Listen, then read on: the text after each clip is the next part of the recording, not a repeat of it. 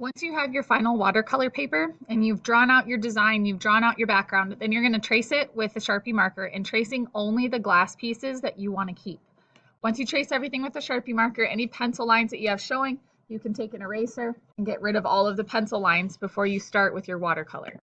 Once you have all the Sharpie lines on here and they're erased, then you are ready for your watercolor. So what you're going to do is you and a partner are going to use a tray like this. You're going to take masking tape and you're going to create a name tag on it. So all I have to do is just tape it to the top, fold it over, tape it to the bottom, and then you can take the Sharpie and put your name on it, okay? We're going to keep these in the little cubbies in the corner of the room, and we don't need a cover on these because our watercolor that we're going to put in here is able to dry, and then we could rehydrate it with water the next day. So the watercolor that we're going to be using is liquid watercolor, and it's concentrated. Okay, so if you're not sure what the color is, it's on the side here. This one's magenta. This one looks orange, but if I read the label, again, it's yellow, it's concentrated. And then I'm also using violet, okay? When you're choosing your colors, you don't want to use the same colors in your background as you do on your object. So for example, if I'm using this yellow-green right here, I don't want to use yellow-green on my tentacle because it might end up blending in. So I have different color choices out here. So when you're pouring these watercolors, you will get watercolors on your hands, okay? It'll wash off, it's fine. You don't need to pour a lot at once. Like I said, they're concentrated, okay? I don't need to fill this entire container. And only fill it with the colors that you're planning on using.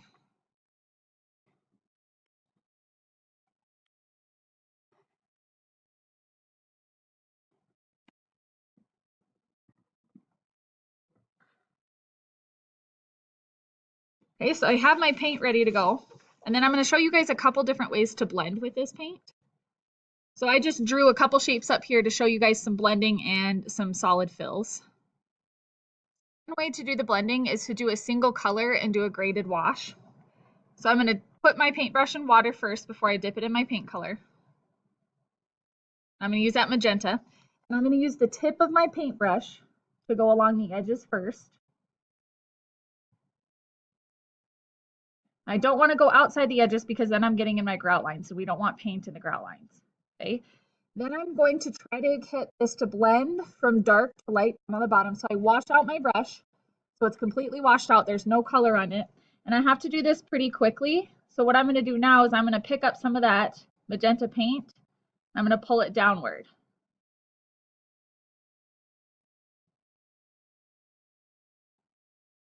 Now I need to add a little bit more magenta because mine's not pulling the way I want it to. So I added a little bit more of the pink paint to my brush.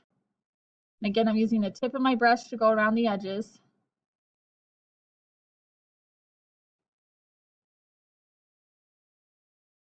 So I want it darker at the top and lighter on the bottom. Okay, so that's one way to work the paint. Another way is to blend two colors together. So if I work with the magenta, again, I'm going to paint the top section. This time I'm going to go a little bit further. Okay, so now I can rinse out my brush.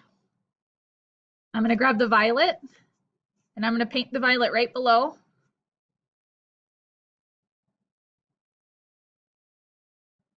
I'm going to meet up with that pink, but I don't want it to just be a stripe. So I wash out my brush just a little bit, so I have water on my brush, and then I'm going to blend the two together in the middle. Okay, so you can go from one color to the other, or you can have one color going down lighter, okay? We want to use gradient washes and blends when there's larger spaces. So if I have a petal or if I have a smaller shape, those can be solid. And please make sure that you're choosing paintbrush size according to the size of your glass pieces. If I have a large area, I can use a large paintbrush, but I don't want to use a really large paintbrush, again, in a small area. Okay, so I just got my next color. And again, we want to change up the color scheme on the object so that way it pops out. We don't want it to blend into the background.